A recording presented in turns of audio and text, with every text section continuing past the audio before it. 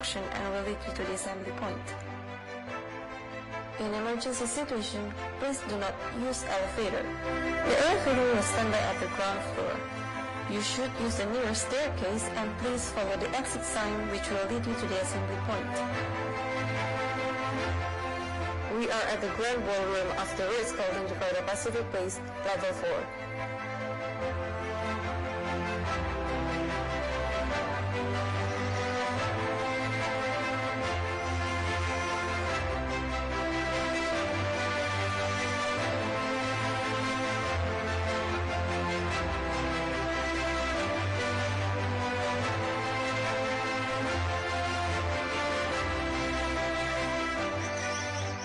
Our assembly point is located at tunnel between this building and Arthur Graha building.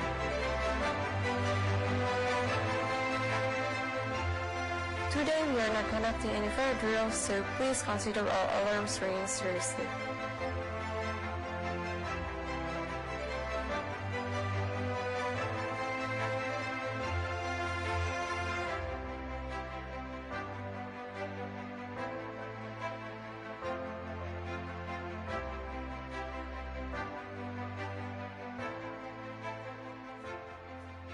Thank you for your attention.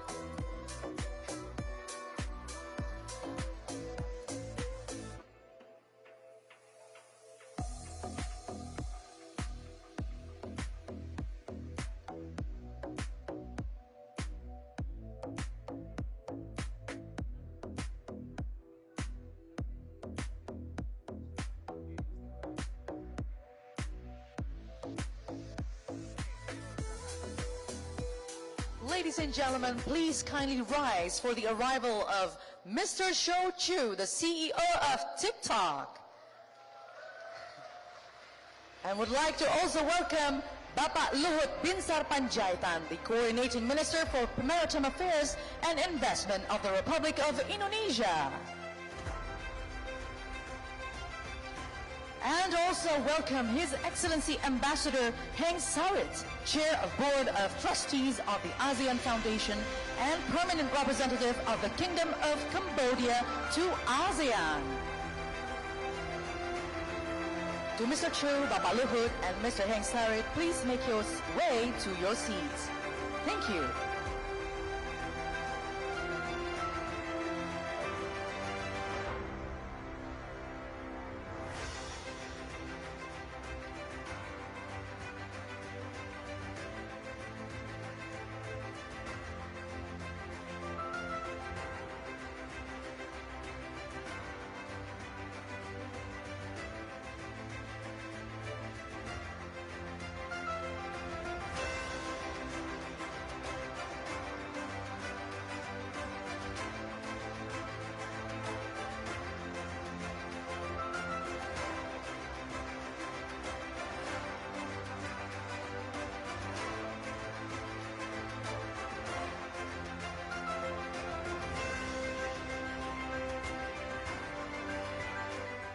Ladies and gentlemen, please rise for Indonesia's national anthem, Indonesia Raya.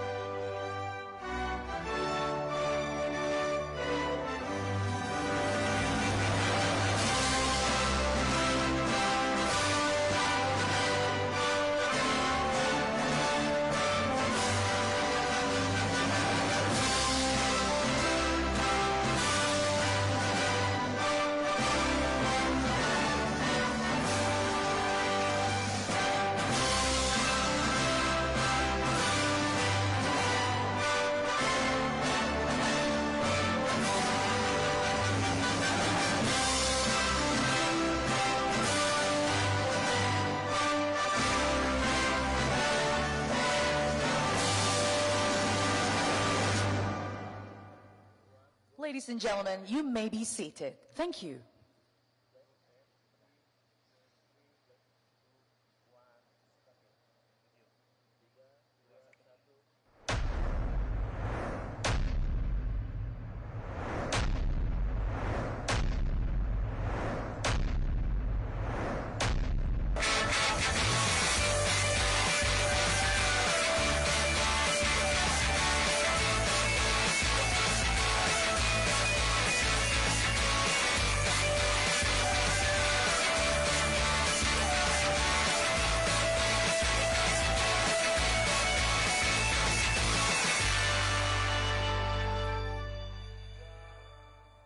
Cause you need someone to lift you up, yeah. Make right all the things you've done. Cause on your own you'll never know, you'll never know.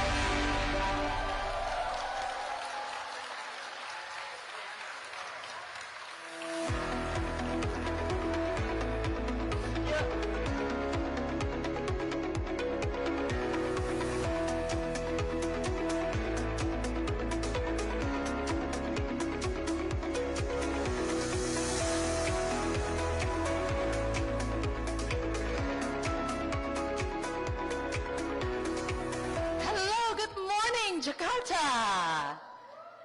Can we hear it again? Good morning, everyone. That's what I mean. I love the energy.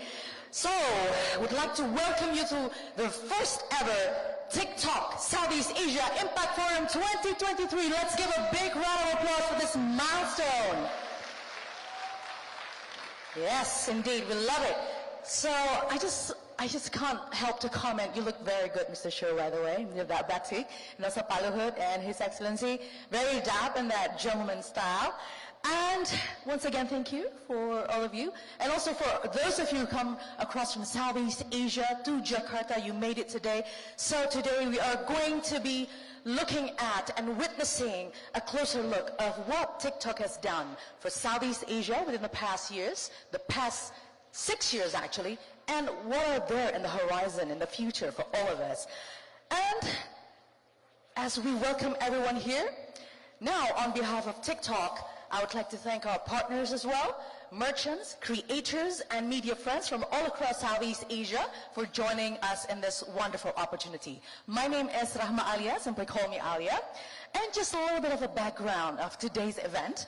The leading destination for short-term video of TikTok, everyone knows TikTok, has been the home for creators all over the world to share the creative self-expression that nurtures authentic, entertaining content, and the diversity of experiences, communities, and content builds connection and understanding to the shared language of video. So people gravitate on TikTok because it's just so entertaining. I see a lot of content creators from private entities and from public government as well, and maybe consumers like I am. So welcome once again. And for the very first time ever, TikTok will launch a report titled The TikTok Effect, Accelerating Southeast Asia's Businesses, Education, and Community.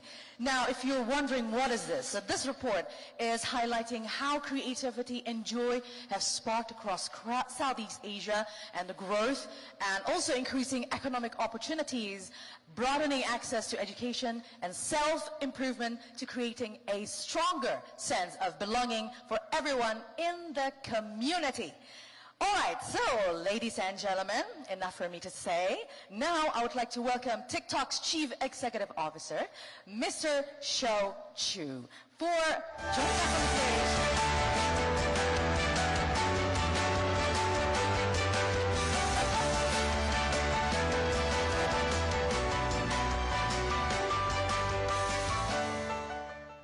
Selamat pagi. Thank you very much for coming today. We are very humbled by your presence. Good morning to our guest of honor, Mr. Luhut Binsar Panjaitan, Your Excellencies, distinguished guests, ladies and gentlemen. 6 years ago, we established TikTok's footprint in the dynamic landscape of Southeast Asia. Since then, we've been a proud participant in the region's dynamic growth journey. From a humble team of just over 100 people, we now have nearly 8,000 employees in Southeast Asia, reinforcing our commitment to this vibrant landscape. Here in Indonesia, nearly 2,000 people support the operations of TikTok. This team fuels the creative aspirations of more than 325 million people across Southeast Asia, and 125 million Indonesians who visit and engage with TikTok every month. Our mission is to inspire creativity and to bring joy, and this guides our every step. We serve as a vibrant canvas for creative expression, a bridge for multicultural connections, and a welcoming window into the world's diverse spectrum of people, places, and ideas. Now, as we continue to expand our platform, our content is also becoming more diversified. Dancing and singing is still important, and they hold their charm, but we're witnessing other verticals, other sectors, such as education, skyrocketing on our platform globally. For example, a trend here in Indonesia called Sama-Sama Belajar, or it means learning together, has redefined access to educational content, like public speaking skills. Now this hashtag, Sama-Sama Belajar, has more than 100 billion views on our platform.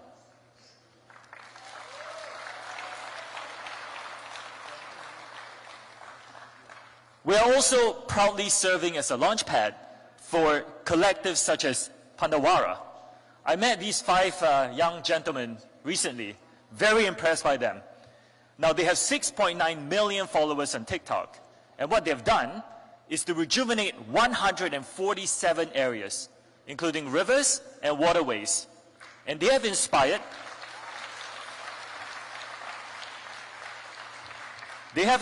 the removal of 117 tons of trash in the process. It's amazing.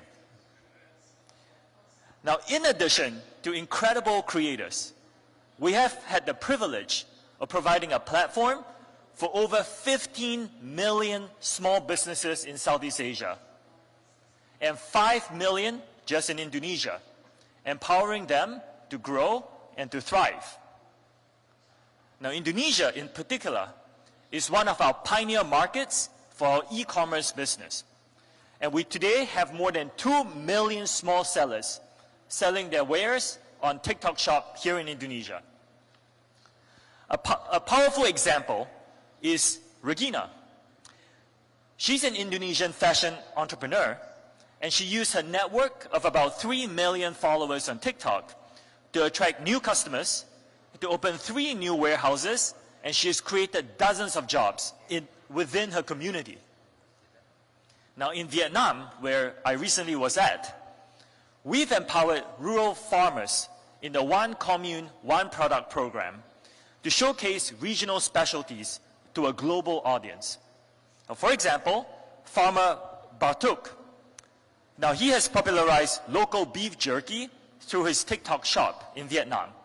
And it's become so popular that he's able to open a new factory and purchase new land for farming. Now I believe that these are the kinds of stories that really underscore our purpose and our impact as a business. And that's why I am delighted to announce that we are going to invest billions of dollars into Indonesia and Southeast Asia over the next few years.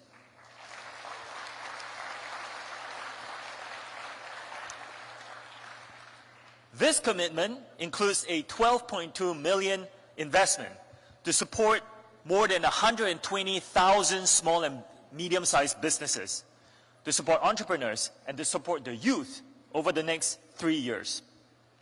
Now let me share some specific examples of what this will include.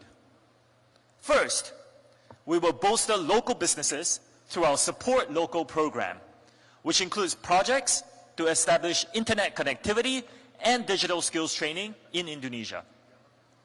Next, we will expand access to education and self-improvement initiatives, which include an environmental awareness project in Thailand.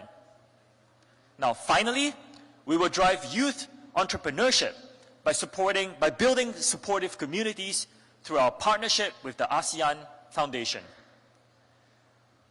I would like to extend our deepest gratitude to the diverse community of businesses, creators, governments, nonprofits, and private sector partners for embarking on this exciting journey with us in Southeast Asia. Your creativity, passion, dedication have all played a crucial role in building a platform that encourages individual and collective growth. Our promise is to cultivate a safe, diverse, and inclusive platform that fosters self-expression and authenticity. We believe that together we can make a meaningful difference and contribute to a more vibrant and connected Southeast Asia. Thank you very much for your time. Thank you.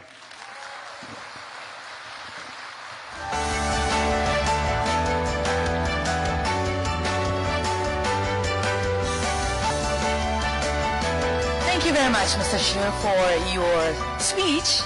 And now, ladies and gentlemen, it was very exciting to see how Southeast Asia has been one of the regions with the fastest growing of its digitalization towards now digital economy.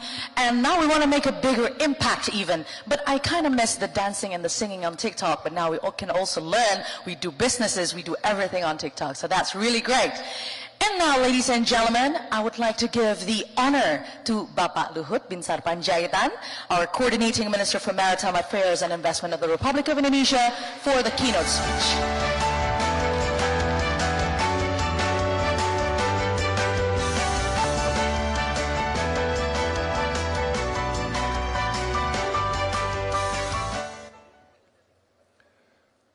Good morning to all of us here, and especially to CEO TikTok, Shou Zi Chew, Deputy Secretary General, ASEAN Economic Community, Satvinder Singh, Excellency Ambassador Heng Sarit, His Excellency Ambassador Bonafetat, Permanent Representative of Laos People Democratic Republic of to ASEAN, and also His Excellency Ambassador Li Peng, Permanent Representative of the Republic of Singapore to ASEAN, and His Excellency Ambassador Aung Myan Min, Permanent Representative of the Republic of Union of Myanmar to ASEAN. I'm very happy to be here this morning, and especially with Shou, because we met before in my office. So to all of you, our friend, Indonesian and member of ASEAN, Indonesia is the chair of ASEAN this year. But let me brief you what happened in Indonesia today, about our economy, about everything. So that's, I think, being Indonesia, and I asked the CEO of TikTok in Indonesia, how many percent audience today? And he said 80% Indonesian. So I'd like also you guys, young people of Indonesia, understand about your country, because your country doing pretty well the last 4 years. And our economy, ladies and gentlemen, yeah, you have to be proud to be Indonesian. I'm telling you, you can see the data later on. Indonesia, I think, is doing pretty good. Look at this, our growth, yeah. Very, very good, 5.0% last year, but we believe with this year we can go up maybe to 5.3%. Our inflation, if you look at this, is very low. This is the first time ever, Indonesian inflation 4%. And we are trying hard to bring down to below 4% by this year. So this is first time in our history that Indonesia inflation around here. Before, it was like 9, 8, 6, or 7%. That's, I think, our inflation. But now we are able to manage this one. And our also debt to GDP is like 40%. This happened because of the COVID. Before COVID, around 33, 35, 30, yeah, around that percent. So look at also the stable portfolio performance. If you look at also Indonesian doing pretty well. But if you look at inflation here, inflation, some are maybe Japan, Korea, Spain, Switzerland, Russia, China better than us. China is the best. US, where is US here, used to be like, I think Shou understand this one, yeah? Before, maybe like 1% or below 1%. But this time they are also struggling about their inflation. But Indonesia quite doing fine in this area. So, you young people of Indonesia have to be proud about your country, you know. This is very important to understand. So, people sometimes talking here, of course we have problem here and there, but in general we manage under the leadership of President Joko Widodo, Indonesia doing pretty well the last 8 years. Now, why it happened? If you look at the solid public approval, 82% toward the President Joko Widodo. How do you get the approval rating like this, 82%, while his term end up another 1.5 years? Normally, like lame duck, you know, like maybe 50 or below 50%, but this is 82%. Now, how do we maintain this happen, To maintain the economic growth, we have basically 5 pillars of our economy. Number 1, industrialization through downstreaming industry, and then digitalization, and also interconnection, and economic distribution, and decarbonization. This one, very, very important for Indonesia, and we are very huge in this one. I will come back to this issue later on. And you look at now strong economic resilience, this is before we are here. We just export nickel ore here. But today we are heading toward that direction. And we have already battery recycling in Morowali. Yeah, we have this one.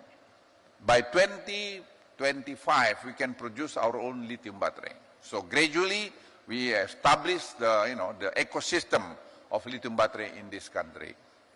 Now, before our export from nickel ore is like $4 billion, 2017. If you move back to 2014, it's like around $1 billion. After 8 years, you look at last year, it's nearly $34 billion. So that's, I think, the impact toward our economy. Even during COVID-19, we are able to manage our economy pretty well. Industrial downstreaming industry, this is what enhance Indonesian external economic resilience. Look at the last 36 months, the last 36 consecutive months of surplus of trade. Never happened this before. This is because of yes, indeed, because of also the commodity price, but efficiency, digitalized, I mentioned to you earlier, and also about the downstreaming industry. So, ladies and gentlemen, we are on the right track right now to be a high-income country by 2030-35. That's, I think, our target. But 2045, I do hope that we can enter maybe slightly to be developed country. But we have to do it and focus to do it in order to achieve this target. Look at this China trade balance with Indonesia used to be negative. I remember back to 2017, our trade negative with China around $27 billion. But last year, I think we are surplus. And also about current account. Current account used to be negative. This is now positive the last 2 years. So, ladies and gentlemen, young people of Indonesia, that's Indonesia, that's your country, our country. Never happened like this before. But how do you maintain to focus this one for the next 20 years, 30 years? Then we can enter the new era of Indonesia. And don't forget the solidarity. This is very important in order to achieve this target. Now, there is more downstream industry potential. This one, we don't touch this one yet. This also copper, this tin, bauxite, this one, and palm oil, seaweed, there are so many. And this one, this is iron steel. We can make this industry a lot. So there are so many potential for you young people of Indonesia to be like in this area. Not only to the big one, but the downstreaming of industry you can also do together. Indonesia's digital economy is thriving as private and public sector push for digitalization. If you look at this, Mr. Shou, this is what happened in Indonesia. 2019, 2022, you can see 67% growth. If you look at this one, Indonesia unicorn, that's a lot. This country is not negara ecek-ecek, you see. This Indonesian love very much this word. Ecek-ecek is mean that, this banana republic or something like that. The government has a digitalized over 100 million. Look at this Peduli Lindungi during COVID. To dear ambassador here, look at this one, 115 million. This number maybe you should correct. This is 115 million. And now the Kartu Pekerja in 15 million. This is also the Belajar Merdeka, Campus Merdeka by Minister of Education, like 13, 14 million. Government embraces digitalization to provide public service in order to increase efficiency in the government. So we make the government right now very transparent. This is the goal of this. Create cost efficiency, transparent government spending through digitalization. So when you go through digitization, no more communication face-to-face. So no more sogok-sogok, you know. No more bribe. So then this, I think, can make your generation better than what happened today. This improved data quality in mining operation, this Simbara. That's also hike our tax revenues. Similar also Simira. This is also for the cooking oil. They cannot play around anymore right now because we digitalize all. This is also improvement efficiency connectivity. Used to be 25% cost of the, you know, the seaport, today down to 17%. But Singapore and Malaysia still better than us because they are around maybe 14%. And also the online single submission. That's, I think, the part of the government of Indonesia. Indonesia is committed to net zero and has clear plan to decarbonization. This one very important: electricity, power, transportation, industry, building others. That's, I think, our program. So, ladies and gentlemen, we don't want to have any policy against the interests of the next generation of Indonesia. So, for us, this is very important. So, my granddaughter, eldest granddaughter, she's already student in a college in Georgetown University in US. She's also reminding me, time to time, Opung, Grandpa, don't make any policy against the interests of my generation. Of course not. I'm not going to destroy the generation, the next generation of Indonesia. So I said to my Samba friend from US or Europe, they try to dictate us. Hey, you have to do this. I said, no, you don't need to lecturing us about environment because we have responsibility, responsibility to the next generation of Indonesia.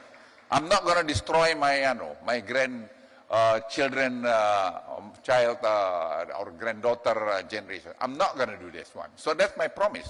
So you don't need to lecturing us on this. We know what we're going to do. You advise us, we listen very much, but look at your country. I'll show you later on the data. Now, the carbonized power sector is reducing the coal dependency through transmission lines and renewable energy. Ladies and gentlemen, and next week we're going to groundbreaking aluminum smelter in Gresik. We get like, sorry, excuse me, this is the following month. By August, we're going to groundbreaking the aluminum near Gresik. This could absorb 4 gigawatt. So we have 5.2 gigawatt of electricity, excess electricity. So by doing this one, starting next year, we can tendering every single year 2.5 gigawatt renewable energy. Look at around the globe. I think Indonesia the one most funds on this program. So 2.5 gigawatt of clean energy like geothermal, like hydropower, like wind, solar, etc. Because we don't have excess capacity anymore in electricity in Indonesia. And Indonesia will push transition of EV. This one, I encourage you to buy 4-wheeler or 2-wheeler EV, electric. Because this is good also for us, make air quality in Jakarta better than today. Our target, 10% population of the EV by 2030. And we give you kind of incentive here. And alternative fuels leverage, green and blue resources potential, I mentioned to you here. Seaweed, we can do this one. Palm waste base, and there are so many things. If you manage this well, that's your generation to do it. There are so long way to go. You don't need fight, no more left for my generation. No, you have a lot of things to do. And Indonesia has a large potential for nature-based solution carbon sink, which will further absorb emission natural. We are very rich. We have 600,000 hectares of mangrove restoration for 4 years. Now already 300 something, and by next year we can finish the 600,000 hectares. And we have like 3.4 million hectares of mangrove in Indonesia. So your country, I should say, Indonesia is very rich. If you look at this one, nature-based carbon credit issue, this Indonesia, Peru, Colombia, Kenya. You are Indonesia the best. Sometimes we don't understand that Indonesia is so potential. We call it so sakti, So sometimes you look down your own country, Yeah? Some people, they don't understand about their own country. Indonesia also has a large potential to be a carbon capture storage. To all of you, look at, ladies and gentlemen, young people of Indonesia, look at this one. Your country is so rich. We have estimated 400 gigaton CO2 storage capacity in the oil and gas reservoir and saline aquifer. This one, the new one we discovered. Yeah, we have a depleted reservoir here. There are so many. This country is so rich. How do we manage make this country become so efficient? Nobody can beat us. I'm telling you, honestly. This is my experience. I've been anywhere this country and globally. So you have to be proud. You study hard, maintain your heart, good. Yeah. TikTok, I think, take the benefit of that. Now the user of TikTok in Indonesia, 125 million. And they can go maybe easy to 100 million. The population of Indonesia, 282 million. So that by 2030, we can go maybe to 300 million. So this country is very huge country. Nobody can play around in Indonesia. This country is too big. I keep telling this one, leaning to any power globally. Yeah, maybe like 10 years ago, you can look down Indonesia. Today, don't ever try to look down Indonesia. Because we play the major in this global. And this is also, if you look at Indonesia, Indonesia can be a CCS hub in the global south. So some of the CO2 you can inject here in Indonesia, and then you have to pay. And you guys, young Indonesia, can enjoy the fruit of this, because this is also the kind of business. And Indonesia continues to strengthen interconnectivity by debottlenecking land transportation. That's what we're doing now. We are working very much on this. We've been concrete toll roads like this. This is 2014. But today is size. You can see this one. And beyond land, Indonesia continues to connect the island through sea and air transport. This is, I think, we are doing this one. This is the budget we're doing. There are so many projects that we can do in this country. Let's work hard, but work with heart. Yeah, very hard and with to work, and also you have to build the teamwork, the good teamwork in your generation. Indonesia implements sea toll, air toll, etc. If you look at this one, we make it like this. Look at Indonesia. This is the size of Indonesia. Maybe some of you don't understand. This 7 hours, 30 minutes from here to here, from Sabang to Merauke. This country is a big country. Yeah, we have 12.7 million kilometers square. So this is 60–70% ocean. We can grow seaweed anywhere around this country. And for even economic development throughout the nation, Indonesia needs to support the macroeconomy in the smaller rural. That's making Indonesia different today. We have 74,000 something islands in, villages in Indonesia. Every village, since 8 years ago, they get around 1 billion rupiah. So they can make economic circulation economic in that village. You can see the one. They built around 308,000 kilometer street, desa street, village street, and a bridge, 1-point-something million bridges around in that villages, and also village market, and also clean water, just for their own desa. So the economic activities in that desa, in the village, also moving very, very well. That's making Indonesia quite stable compared to some other countries, even during the COVID-19 the last 2 years. Indonesia developing industrial park, that moving used to be only 8%, for instance, in Morowali, now 73%, Halmahera 3%, now 61%. So we are heading to be the industrial country in the next decade. From Jakarta to Nusantara, new capital, this is what happened today. You look at this one.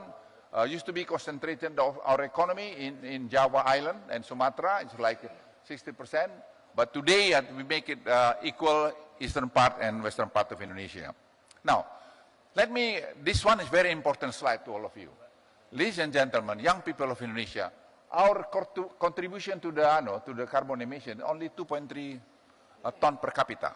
Let me repeat, only 2.3 ton per capita. And the baseline is 4.5 ton per capita. If you look at the other developed country, like US, this here, it's like 14.7, Canada 15.3, and some other countries. So we have right basically to build coal-fired energy, but we don't. We make early retirement of coal-fired, like using the JETP program, with the GFAN program. So that's the willingness of Indonesia to maintain the quality of fire, quality of environment in Indonesia. Indonesia is actively creating a platform for international cooperation. I mentioned JETP, carbon market, and global blended finance alliance. That's what we are doing today. We are becoming a global player in the next decade. The conclusion, ladies and gentlemen, current indicators show that Indonesia is on the right track to be a high-income country. And Indonesia has a concrete strategy to develop through industrialization, decarbonization, the interconnection, digitalization, and of course, economic distribution in order to bolster economic growth. That's what we are doing today. And in the last one, Indonesia welcomes synergistic international cooperation in economic development. And that's why we very welcome the TikTok to be Indonesia. Very welcome, and I think use TikTok. TikTok, very important, yeah, for young people in Indonesia especially. To be honest, because I like also I see the management of the TikTok, young people. There are a lot of young generation of Indonesia be part of the management. The CEO told me, like 260 people of Indonesia right now working overseas on the TikTok program. So again, make a good business in Indonesia, but don't enter politics, please. Yeah. Thank you very much and enjoy your day. And bravo Indonesia. Be proud to be Indonesia. Thank you. Thank you very much. Pak Luhut, please kindly stay on stage, because we want you to be one of the key players for the main event for today, which is the launching. So now I'd like to give the opportunity to Mr. Chew once again to come up to the stage for the very first ever TikTok Effect Accelerating Southeast Asia's Businesses, Education and Community official launch. And also would like to invite Ambassador Sari to also join us for the launching. And yes, let's give a big round of applause for all of the gentlemen. So all of you, please kindly follow my instruction. So I have the privilege now to do some instructions to the VVIPs. Yes, you've got the laser pointers, right? Now, just be ready with that. So what we want you to do is just to point that laser pointer to the screen and just try to point, do not press anything yet, point at any dot that you see. It's difficult, it's dynamic, but yeah, that's the challenge. All right, so when you are ready, on my lead. Everyone, you're ready? Press the button after this. On my count, let's do count together. 5, 4, 3, 2, 1. Let's give a big round of applause to TikTok for launching the first ever TikTok Southeast Asia Socioeconomic Impact Report. Congratulations for the launch.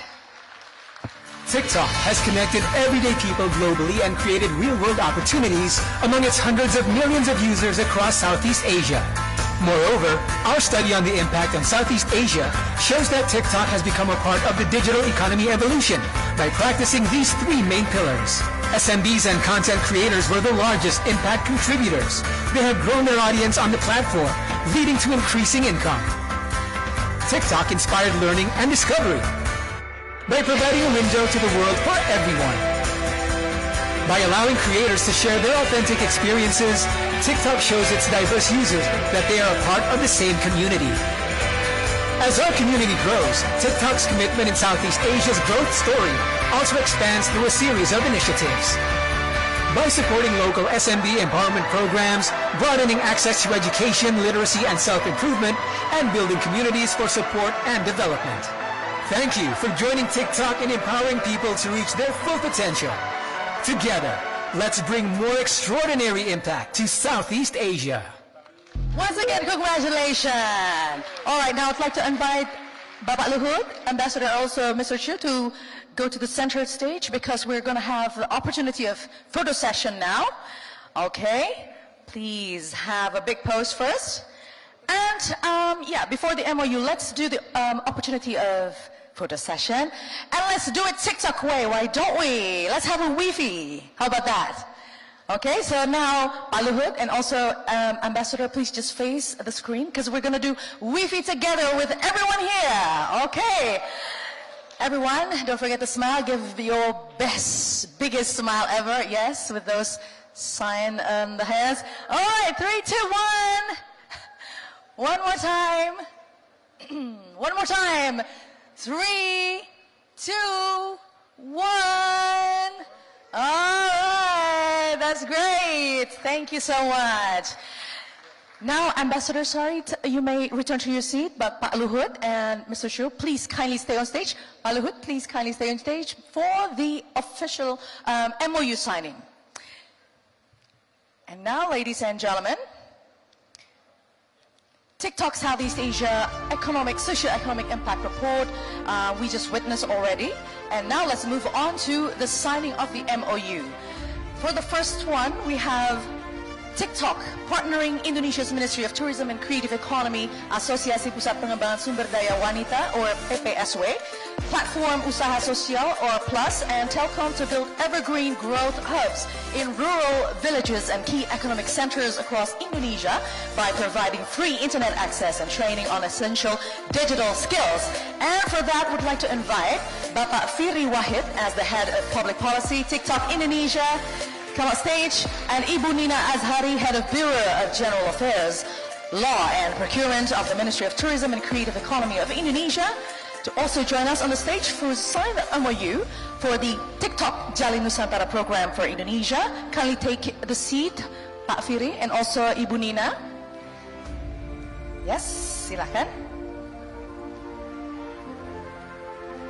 And also from the Ministry of Tourism and Economic Affairs, and witnessing this as well, Ibu, come, welcome as well to the stage. And now we are witnessing the signing of the MOU, TikTok Jalin Nusantara.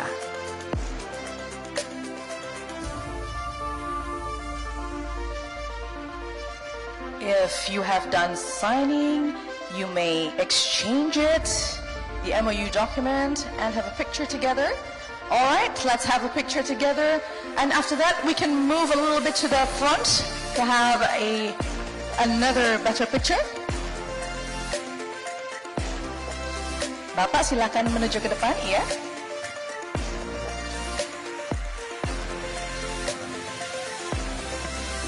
Okay.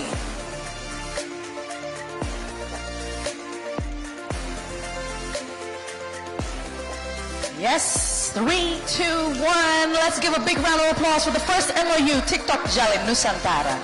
All right, thank you for the signees. You may go to the side of the stage, to the left side, but for Shou and also Pak Luhut, kindly stay on the stage, on the center. Okay, Bapak Firi menuju ke arah sebelah kiri, dan Ibu, terima kasih. Bapak Luhut and Mr. Shou, stay here, and let's go to the second one. Bapak masih bisa di sini ya Pak ya, belum harus meninggalkan ruangan. Baik, okay. Let's go to the next one. TikTok is committed to increasing climate literacy awareness and unleashing the power of platform to drive education on sustainability, reflecting the centrality of these efforts. In Thailand, TikTok will be partnering with a social enterprise, Kid, the Ministry of Natural Resources and Environment at the Bangkok Metropolitan Administration in driving action among young people in Thailand to make sure everyday sustainable lifestyle choices. And this program is supported by Thailand's National Environmental Sustainability Goal and is aligned with the company's goal of achieving operational carbon neutrality by 2030. So for this, we'd like to invite to the stage Mrs. Charida Klaipan as the head of public policy TikTok Thailand, and Mr. Pipat Aripak Natakorn, founder of KitKit, joining us on the stage to sign the MOU for Act for Change Climate Literacy Program for Thailand. And to witness this as well, we'd like to invite Mr. Aikravanyu Amrapan, spokesperson of the Bangkok Metropolitan Administration, to witness the MOU signing.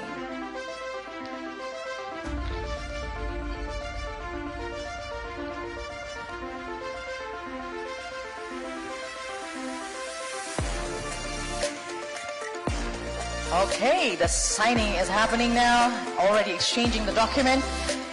And if you're done, yes, please raise the document for the photo opportunity. Let's do it together. Take a smile. And let's give a big round of applause, everyone, for the second signing of the MOU. Thank you, signees. You may go to the left of the stage for the next, to wait for the next MOU and also for the photo session later on. And now let's go to the third MOU signing. TikTok has launched its Support Local program to empower micro and small businesses, particularly those in rural and provincial areas across Southeast Asia markets. In Thailand, TikTok will support the Ministry of Interior's One Tambon, One Product, or OTOP initiative and promote Made in Thailand products. Now, this program aims to help OTOP merchants reach new digital consumers through TikTok and TikTok Shop. Okay, Mr. Witun Naulnakun, Deputy Director General of Community Development Department from the Ministry of Interior of Thailand. Also on the stage, Mrs. Chanida Klaipan is the Head of Public Policy TikTok Thailand for the One Tambon, One Product program for Thailand. Let's give a big round of applause.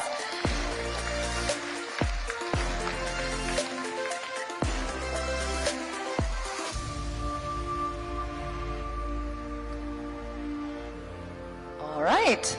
Now, thank you, signees. You may go to the left of the stage. Now, let's just move on to the next signing of the MOU, One Commune, One Product. Similarly, the fourth MOU, TikTok will partner with Vietnam's Ministry of Agriculture and Rural Development under the One Commune, One Product, or OCOP program. This will support the livelihoods of Vietnamese farmers, craft villagers, and small businesses across 63 provinces. And at the same time, this effort will help drive domestic tourism and preserve local traditional culture and heritage. So on the stage, Mr. Nguyen Lam Tan as the Head of Public Policy, TikTok Vietnam, and Mr. Don Chan Tran, Director of OCOP on Agri-Tourism Department, Vietnam Trade Promotion Center for Agriculture from the Ministry of Agriculture and Rural Development on the stage, signing the MOU.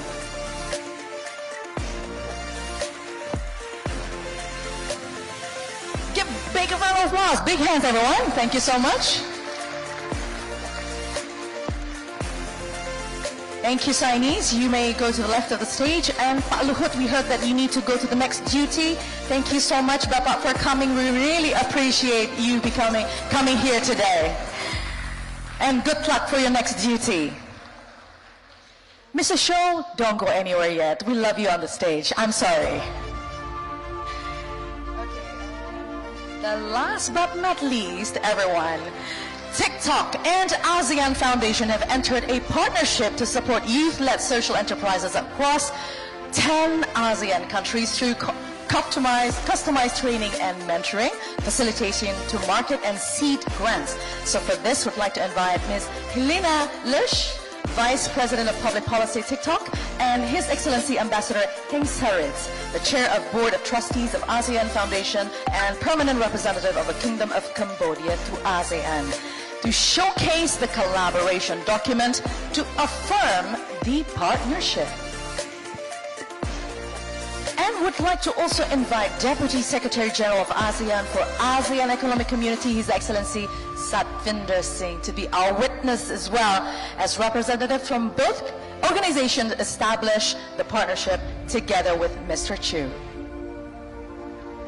Where's the big round of applause, everyone? Thank you.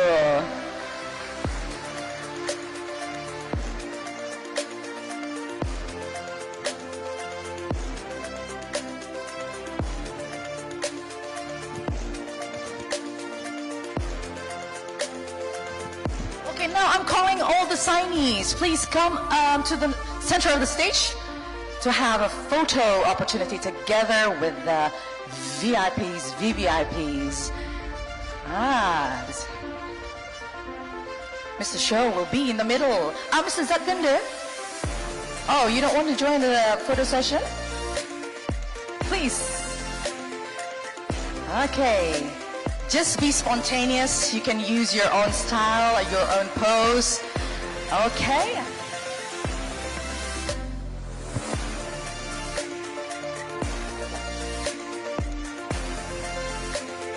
All right. right, I think we're ready. Let me give a countdown to lead this photo session. Are you ready? Is that your best pose and smile? All right, 3, 2, 1. Maybe with a different pose. Why not this time? If you have any, come on, be creative. Mr. Shou, yes, show us something. A little bit of a push here for Mr. Shou. All right, this is like this. Okay, are we ready? 3, 2, and 1. Thank you very much. Big hands, everyone. Now, please, you may be seated again. Go back to your seat.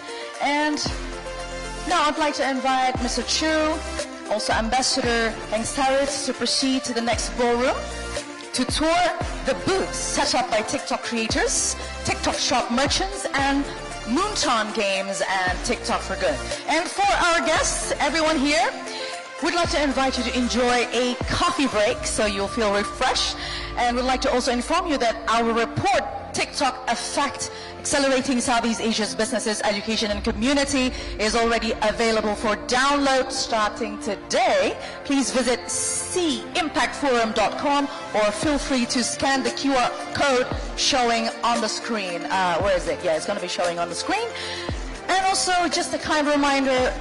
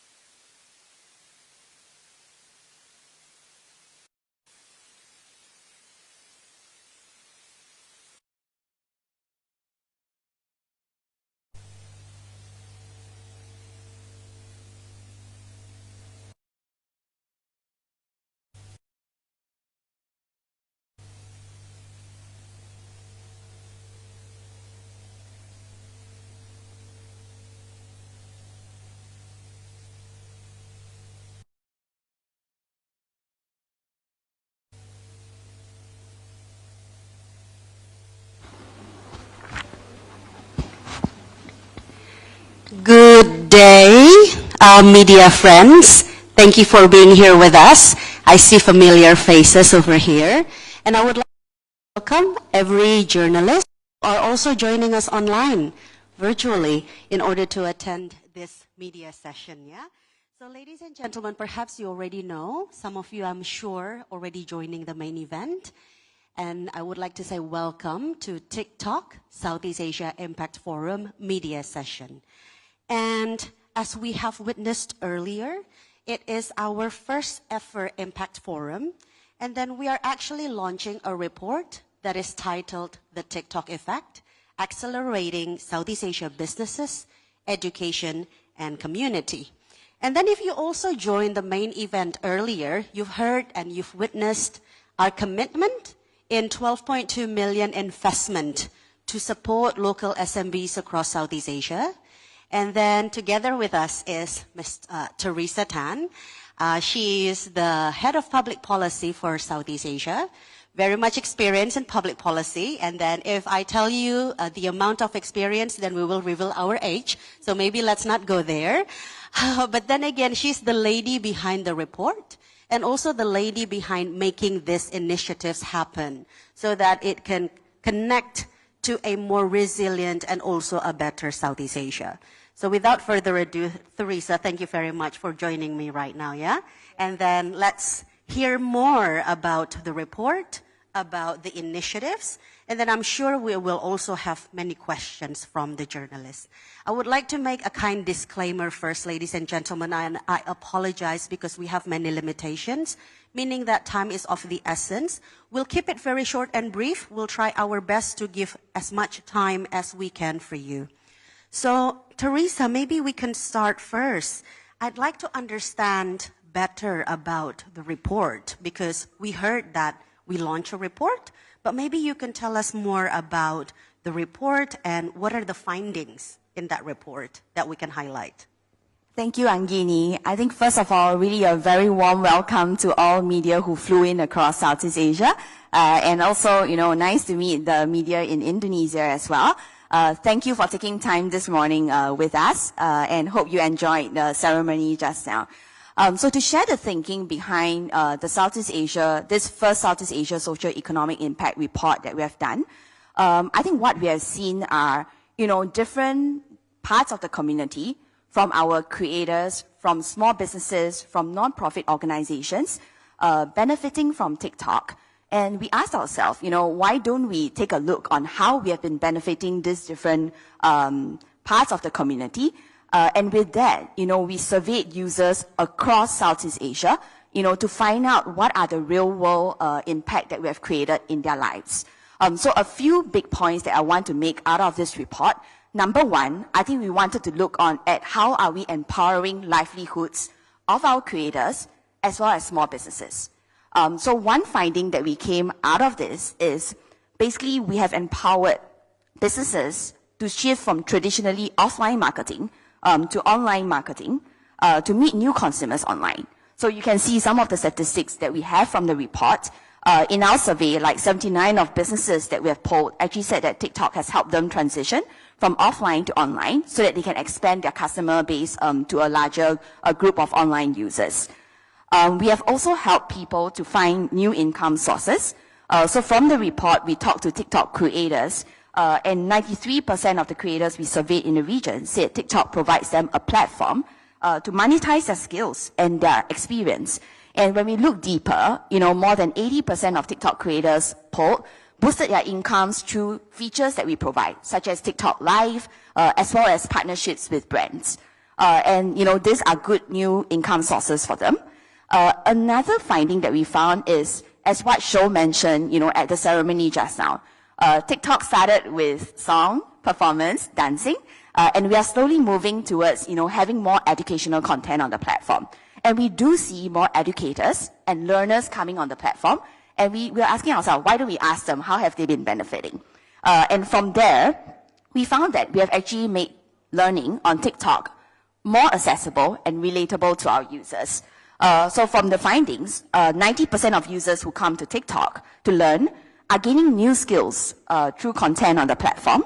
And, we also found 3 in 5 surveyed saying that TikTok made online learning more accessible to them. And the last point that I want to make is on non-profit organizations. We also brought them online. We talked to them because one thing that we wanted is how do we bring wellness content on the platform so that we can help the vulnerable users on our platform. And by bringing them on board, we actually managed to bring their help resources on board as well, so that any users who are looking for mental health support, wellness support, these non-profit organizations are together with us on the platform to make it, more encouraging for them to seek help, if they need any mental health support. So that are the findings from our report itself. Those are really extraordinary findings, and I'm very happy as well to hear that and to be part of TikTok. And I apologize, ladies and gentlemen, I was so rude. I did not introduce myself. My name is Anggini Setiawan. I am the head of communications for TikTok Indonesia. But it's good that we know that we're part of the organization that is making such a positive impact, right, Teresa? But the question I think right now would be, what's the news? Like, I see that we signed 5 MOUs previously in the main event. We'd like to understand better, like, what are the upcoming initiatives that we are going to have? Because I'm sure we're happy we've been making an impact, but we're not going to stop here right now, right? Yes, maybe you can explain about that. Exactly. So this report actually helped us to inform what's the next step for TikTok in terms of partnerships that we want to do with local governments, local non-governmental organizations. And this formed the, pillar of the announcements that Shou made on stage today. So I would like to bring across the 3 points that we have launched today. So number 1, I think Shou mentioned very clearly that more than 325 million people in Southeast Asia come to TikTok every month. And 15 million Southeast Asia businesses use the platform. So this is a responsibility that we take seriously. So how do we further, build the community so that we can benefit more? I think Southeast Asia, one thing that we are very passionate about, Southeast Asia is about rural, provincial areas. And that's why some of the MOU signing that you see today is helping to provide digital connectivity into villages in Indonesia and ensuring the villages, the small businesses, the micro sellers, the youth in these areas actually gain essential digital skills for the future. And what we're talking about, they can be content creators if they want to earn, income revenues. They can be e-commerce sellers, using TikTok Shop to grow their business and reach, additional user base. They can also learn digital marketing skill. And while we are on it, we are thinking, why don't we also bring digital and financial literacy to users in these villages? Because, in order for us to provide a good experience, they have to feel safe on the platform. So that forms the Support Local program that we are launching today across Southeast Asia. And a lot is also inspired by our pilot in Vietnam, where we supported the government in the One Commune, One Product program. And this is across like 63 provinces across Vietnam. And it's really heartwarming to hear from my Vietnamese colleague that, they entered the mountainous region to help the villagers there promote their local specialty like winter melons and plums to a larger user base. Yeah, so this is in the past not possible because they might not have access to digital opportunities, but because of TikTok Shop, they are able to bring the local specialties. And that's why we are thinking about expanding it also to Thailand, to Indonesia, but connectivity is something that we want to hope to jointly solve together, with the local telco here as well. Yeah. Perhaps last question from me before we open up Q&A session. But we've heard about the report, how we've been making an impact. And it's opening businesses, community, education as well. We've heard about the initiatives that we are doing. But I'm trying to understand what kind of an impact we really are making from the creators or our stakeholders' point of view, right? So I was wondering if you can tell us some case examples on how TikTok has empowered either creators or entrepreneurs in the region. And especially because when we're talking about Southeast Asia, it's very diverse. So just interested to know how is our approach around those areas. Yeah. So if you get a copy of the report from Anggini later, you'll realize that there are a lot of creators and small businesses featured in the report. From one of our creators that actually own a crayfish farm in Cambodia, He started small, but now he has 20 farms across, Cambodia, and he's selling like 500 kg of crayfish. So very simple stories, but very, very heartwarming. And you get to see that in our report itself on how we're empowering the creators and the small businesses. Other than that, we also, Shou mentioned just now that more than 120 million people and 5 million businesses in Indonesia use TikTok, to grow, to discover and connect. And Sama Sama Belajar hashtag was one, that he emphasized that more than 100 billion, video views, showing, educational based content on TikTok. And Pandawara group that you hear from Shou just now as well, started with cleaning the river, sparked a youth volunteer movement, and more people are following and around Indonesia as well. So a lot of impact you're creating. Yeah, these stories are really heartwarming, and especially if you have the chance to talk to the creators themselves, which you will have it after this media session today. So I would like to kindly urge you, if you would to do so, to please meet our creators and hear their stories directly from them. So perhaps, Teresa, thank you very much. I think some of your key points is that we're happy that we know we're making an impact. We're part of the growth story in Southeast Asia. We are committing 12.2 million in our investment to support local SMBs, mainly in 3 pillars: economic, learning, and then also community pillars. And then we will continue to be part of Southeast Asia and grow together, yeah? Yes. Okay. So I have, the agency already helped me, and then we already have a pre-submitted question. So I'll read one first, and then we'll open the opportunity for all of you. The first pre-submitted question is from Compass and also CNA. The essence of the question is the same. What impact does TikTok have on the sales of MSMB players as well as business owners in the property and financial education content sectors? And how does TikTok change the way SMBs market their products? Yeah, so I would like to actually talk about the concept of TikTok Shop and what we mean by shoppertainment and social commerce. I think what we heard from small, medium-sized businesses in the past is, they may have listings on marketplaces, but there is no, direct traffic that actually brings, users to their platform. So you can list all your products, but hey, you don't have marketing tools to actually bring user there. So how TikTok work or how TikTok Shop was born is actually to serve this problem statements that we heard from small, medium-sized businesses. And we already seen during the whole COVID-19 period, they are already selling things online, but just that people couldn't check out their products because we haven't had the shop function. And now with TikTok Shop, they are able to do so. So we see the potential of shoppertainment, social commerce, and combining, content and commerce together in order to help our sellers grow.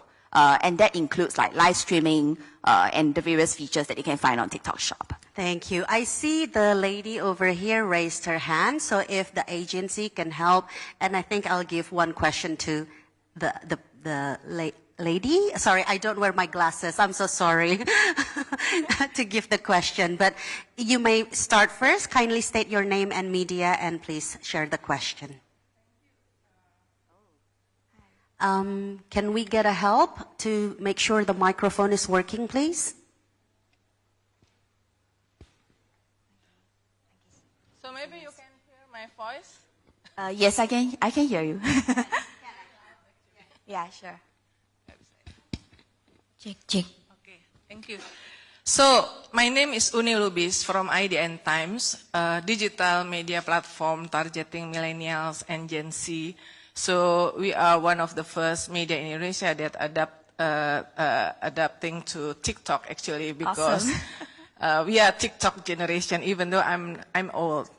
So first, congratulations for TikTok for the launch of this very interesting and I think very insightful report.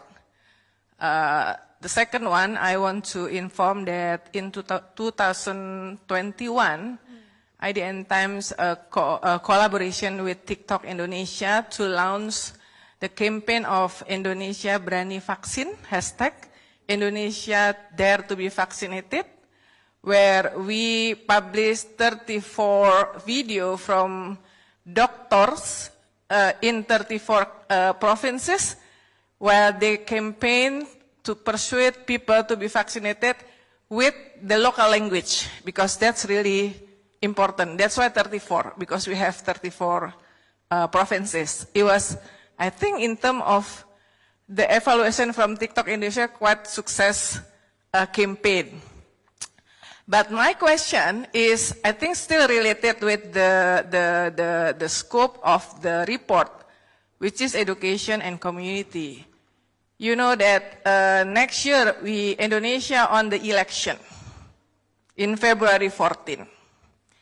And we can read anywhere that 2024 is TikTok-dominated election everywhere.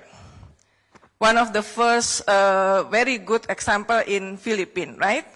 And also I think Malaysia, but Philippines is really give a lot of example where the current elected president actually successfully influencing Gen Z via TikTok. And that will happen in Indonesia. So my concern is about the content moderation. Because like any social media platform, TikTok also prone to become the platform to distribute hoax and misinformation. And this is really dangerous, especially when there is election. Because Gen Z is there. TikTok is already beat Google in terms of search for Gen Z. Gen Z not searching in Google anymore, but in TikTok. So they will find the information via TikTok. There are 70 million population in Indonesia. Probably 55% of them is going to be the first voter for our next election. So how TikTok moderate your content to make sure that only the falsehood, the hoax, and misinformation will not spread to the public, to the Indonesian public, I mean to the whole world users of TikTok. And I'm concerned about the things in Indonesia because we are the country that polarized by the election. So I want to know, I know you are the head of public policy, right? I know, Teresa, you will have insightful answer. Thank you so much. Thank you for the question. Yeah, thank you for the question. I think, first of all, I would like to assure everyone here, we take elections integrity efforts very seriously on our platform. And if you look at our community guidelines, we have integrity and authenticity policies that do not allow misinformation on our platform that cause significant harm to the society. But I would like to say that we want to make sure that we engage different stakeholders within the ecosystem in order to make this happen. So number one, how do we provide users access to authoritative information on the platform? So for elections, we worked with various elections commissions to make sure we put up an elections hub where people can get access to authoritative information. So if you were to produce a content that may be related to elections, you will get access to a label to the elections hub where you can get factual information about the election. So that's the first point, making sure that users get authoritative information. Second is making sure that we engage local fact-checking partners as well as fact-checking partners around the world who could help us in this whole process of verifying information. And this requires, us to work very closely with them as well as understanding the local social context, local social norms, in order to be able to act on the nuances of some of this misinformation content that may permeate on the platform. So one thing that we do, if we are unsure of whether a particular content has been verified or not to be true, what we have done is making sure that, it does not appear on the For You feed on TikTok, which is, where people access the main information. That's one. And another is making sure that before a person shares an unverified content, we actually have a pop-up that asks the user, this content is actually unverified. Are you sure you want to share? So there are a lot of these in-app features that we have built within the app to encourage our users to think before they share. So these are some of the measures that we wanted to put in to make sure we build the experience within the app. And last but not least, really partnering on digital and info literacy effort. I mentioned just now, while we are going into the villages to help with content creation, e-commerce, I think it's also a very powerful platform for us to talk about digital and financial literacy. Because as you go to the rural, as you said, more people needs to be digital and info literate, and educational effort is key, and we partner with local non-profit organizations, governments, to make sure we reach a greater extent. And in countries like Malaysia, we also work with universities and schools to make sure that, as you say, we reach out to the younger voters who may be first-time voters and, not sure where should they get information on. A lot of this effort, we also proactively do it. So first of all, number one, making sure our platform is safe. That's our duty, okay? And we make sure we execute it against our community guidelines. Building the in-app experience. Something cannot be verified. Pop-up labels, access to authoritative information, make sure people think before they share.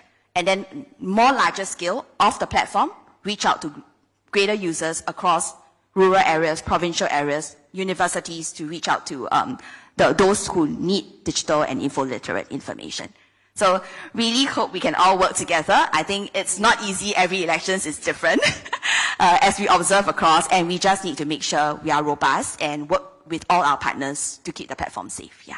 Thank you. Thank you, Teresa. And in the interest of time, this is for the last question, because otherwise we're not going to have enough time to discuss things with Shou as well. Shou is going to join us later on, ladies and gentlemen.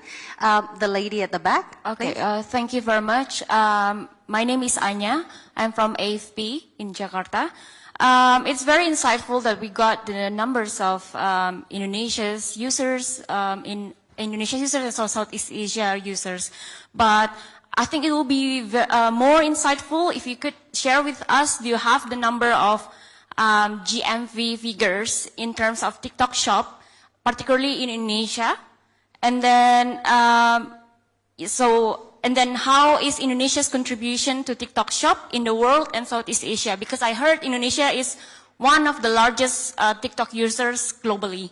It will be very insightful if you can share that to us. That will be the news. Thank you very much. Yeah, so as Shou mentioned, Indonesia is one of the first markets that, we started TikTok Shop. And, we are very proud that currently, we have close to 2 million small sellers on the TikTok Shop platform. And they are growing well. And, we wanted to make sure we expand and grow further to help the micro and small sellers on our platform. Yeah, so I think that's our commitment to grow. And today you get all the figures that we are able to share.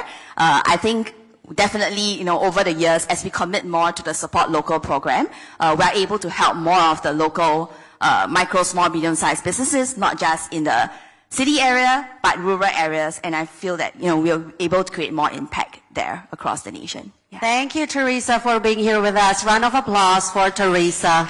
Thank you very much for gracing the stage with me. And now I would like to proceed to the next session. And I think people are also going to be excited over here.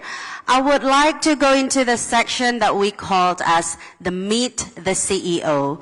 So I would like to kindly welcome our CEO, Mr. Shou Chew. Kindly join me on the stage.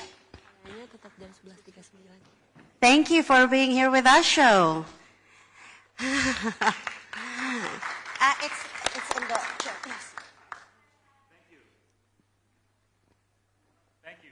Can you hear me? No. Yes. Thank you to our friends in the media for joining us at this event. We're very honored and pleased to have you here with us today. We understand you're very busy, so we truly appreciate your time for being here with us right now. How do you feel wearing batik, by the way, before we start with the conversation? I love it. It's airy, it's pretty, and it's very, it's something very different, so I love it. Okay, so perhaps we should chat a little bit before we give the opportunity to our journalist colleagues over here to ask questions to you. TikTok has become so big, Shou? You mentioned about from 100 employees to 8,000. How did we get here today? Well, we are very fortunate and very lucky to have the support of so many users around the world. And as you pointed out, we shared today that we have 325 million monthly active users today across Southeast Asia, and 125 million monthly active users in Indonesia. Like I shared with many of my friends here, we find that simultaneously, a privilege and also a sense of responsibility. And we believe that, it is our job to continue to build on our mission, inspire creativity and bring joy, and hopefully expand on this great community that we have built in the region. And we also hear the commitment of the 12.2 million, which is very exciting as well. And as TikTok continues to expand globally, especially in this region, what would be the key strategies and initiatives the company is implementing to ensure the platforms remain relevant and successful, especially in the context that is so diverse like Southeast Asia? Yes, the product itself is very global, as many of you who use this might know. And I think it's really important to preserve that interoperability and the globalness of the product, because it allows for stories and inspiring stories to be exchanged across the world. For example, and I really love this, I met 5 young men from Bandung on this trip. They have an account. If you haven't followed them, I highly encourage it. Pandawara. And what they do, they told me a year ago there was a flood in their village and it was caused by trash. So they started picking up trash in rivers and they posted this on TikTok. And I think they started a movement. And as of the last I heard, in just 1 year, they have picked up something like, together with the community, 117 tons of trash. What we want to do is to create and provide a platform where these stories are not just local in nature, but global, because I think it could inspire people in other countries, to do something that's so meaningful, deeply meaningful for their communities. Now, at the same time, we talk about global. At the same time, it is super important, and that's the reason why we have so many employees that we have hired across Southeast Asia and here in Indonesia, because there's a strong element of the ecosystem that is very, very local. And this is beyond content. For example, globally, we have great education content like Book Talk. Book Talk, we have something, our STEM feed is doing very well in the US, for example. But here, there's a hashtag called Sama-sama Belajar, which, sorry, my Bahasa is Singaporeans, not that great. But it means learning together, and it has 110 billion views. In just one language. It's incredible. And that's deeply sort of localized. So we need to make sure that we're building this global platform for, interoperability, while at the same time, investing more in deepening the local context. In the spirit of talking about global interoperability and also deepening local context, Shou, I think you know that Indonesia is large and we have diverse user base on TikTok, and the election is coming. That's also some of the burning questions that the journalists and also media have over here. And this is not an experience that only Indonesia is encountering. But then again, the question is that how do we as a platform ensure the integrity during elections, not only in Indonesia, but also around the world? Yes, in our journey as a company over the last few years, we've underwent a few election cycles in many countries. And we have learned a lot of lessons along the way and collaborated to ensure that we preserve, the word you use here is integrity. We know that the responsibility that we have is to provide a platform for important expression and people to discuss. And it is very important that we preserve the integrity of that platform. So for example, we create election hubs where we increase the resources to identify and remove hate speech, harmful misinformation, while at the same time preserving this freedom of expression so people can express themselves. Now, at the same time, as a platform, our mission is to inspire creativity and to bring joy. And we know we are an important platform for expression and discussion, but at the same time, we do not want to profit off, any of these election cycles. So as a matter of policy globally, we do not take any actually we do not take any political advertising dollars as a platform. So there's a lot of work that we do, but the key word that you identified is one we care about, which is integrity of the platform. Thank you, thank you. And then as a father, I know you get these questions a lot, and this has come up repetitively, but it still keep on coming up and people are still curious. But do you allow your children to watch TikTok? Oh, okay. So my children are below the age of 13. In the United States, we have an experience for children under 13 to use TikTok, and we're very proud of that product. It's very, very safe. We go through with our third-party child safety experts, review of every single piece of content that's on that platform. So when my kids are in the US, I'm more than happy for them to use that experience. Now, outside of the United States, we currently do not have an under 13 experience. And it is very important that, we identify under 13s who are using, the general experience and remove them from the platform. Okay. And then as the CEO of TikTok, I imagine you scroll a lot on TikTok. And then sometimes we are curious, what's in your For You feed? Maybe there's something from Southeast Asia? Yes. So I do spend a lot of time going through the content. My feed is really sort of a lot around humorous content. I guess that's what I like. A lot of jokes, a lot of videos that I actually have a lot of dad jokes in my video feed, but I do enjoy making sure that in every country I travel to, try to understand what is the local content ecosystem, meet with the local creators. I had the chance to do this in Indonesia just a couple of nights ago. A few weeks ago I was in Vietnam, I was in South Korea, I was in Vancouver in Canada. And every time I meet with the local creators, it gives me a better sense of what's happening within the country. And it's always inspiring and fascinating. Yes, every time I'm somebody asking me about what I like about TikTok, I just want to laugh. Like, it brings joy. So you're doing a good job in terms of bringing the mission of the company show, I believe. Okay, so we already have a pre-submitted question before we are opening the opportunity for, yes, I see so many hands, but time is of the essence. I will only have 3 opportunities, but I have 1 pre-submitted question that Shou can perhaps answer first. We've been talking a lot about impact, but what kind of impact are we trying to make in the future, especially in Southeast Asia and also in Indonesia? I'm asking that question. I posted a video yesterday. Feel free to stitch it and tell me the impact that TikTok has had on your life. Show.time, that's my account if you don't follow it. Of the many things, I think there are 2 that stand out to me right now. The first is, as our content ecosystem deepens and diversifies, a few years ago, there was a lot of dancing and performing and singing on our platform, which is great and I love it. It's joyful. But increasingly, we see other verticals like education, taking off on our platform. We talked about Sama-Sama Belajar here in this country. We talked about Book Talk. We talked about STEM Feed. And I think the usefulness of TikTok is evolving. And I'm hearing a lot of stories from people who tell me that they learned something on TikTok or they found a community, and through that community it has really had a deep impact on their lives. So, our goal is to make sure that we continue to build on this and diversify and deepen the content ecosystem. So that's 1.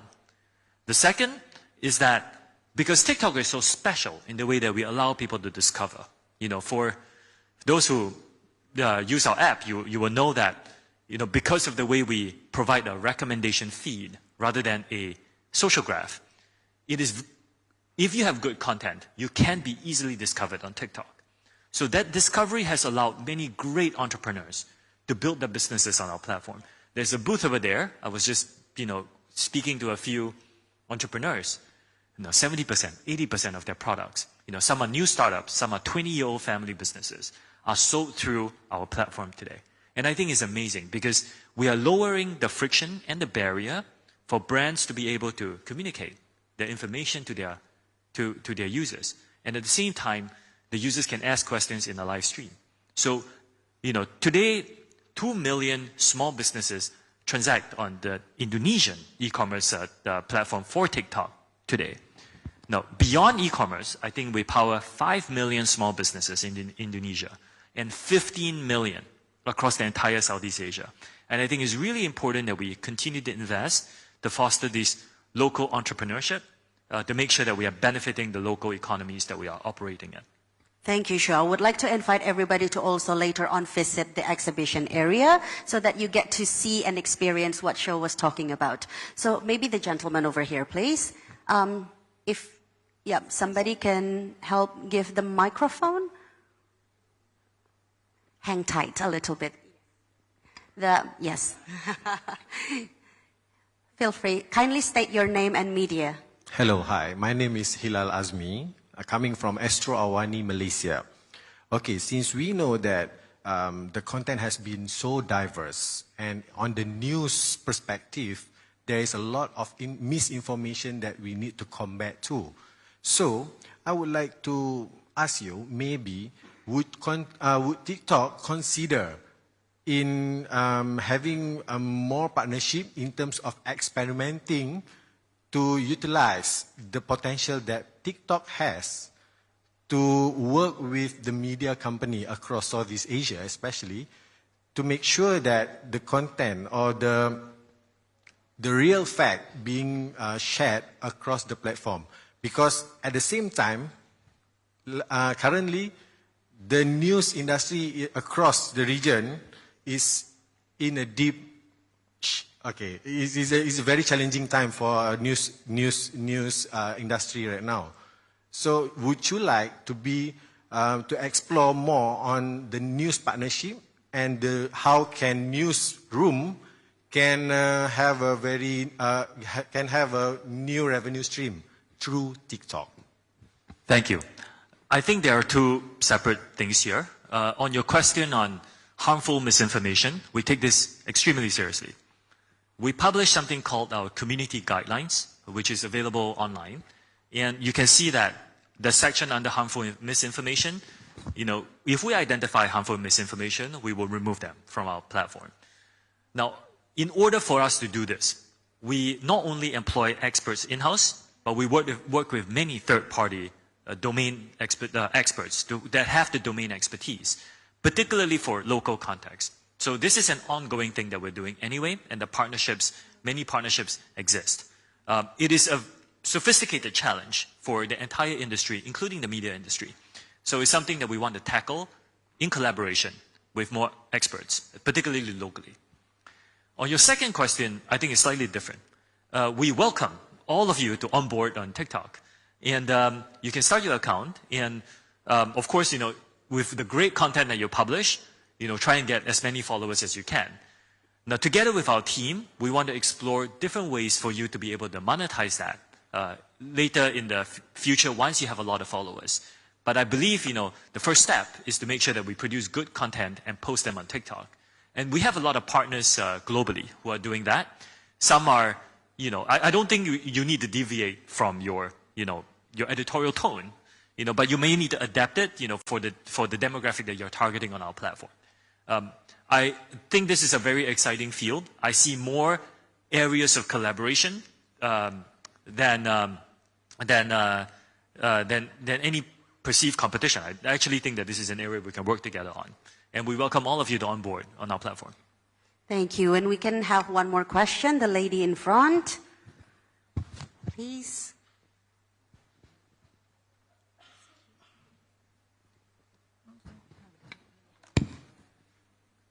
Hi, my name is Shahnas from Indonesia. I want to ask about, yesterday you met with our ministers of trade, and there are rumors that that TikTok will invest 10 billion US dollar in the next 10 years. Is it true? As a matter of principle, I like to keep private meetings private. But the commitment that we have in the region is very clear. We will invest billions of dollars over the next 3 to 5 years. We have already grown from almost 100 people in the region, employees, to, when I say region, I mean Southeast Asia, to almost 8,000 employees today. And we have nearly 2,000 employees who are working on TikTok in Indonesia. We see our growth opportunity here to be very immense. And we look forward to investing more in this country and, of course, in the region. The one thing I would add here is Southeast Asia is my home. I grew up in Singapore. I first came to Indonesia when I was 6. I was sharing this story. I checked with my family. It was to Lake Toba. We treat this, as our home, neighborhood, and not like a far-flung destination. So we want to invest proportionately based on the opportunity that it presents and also the proximity it is to our home base. So this is a very exciting time for us here. Thank you so much, Shou, for being here with us and spending time. With this, I am going to close this session, and I would like to excuse you as well. Thank you very much. Because I know you have another meeting. And ladies and gentlemen, thank you very much, our media friends, for joining this media session. And then with that, I'm Anggini Setiawan, signing off, and we'll see you again when we see you. Thank you.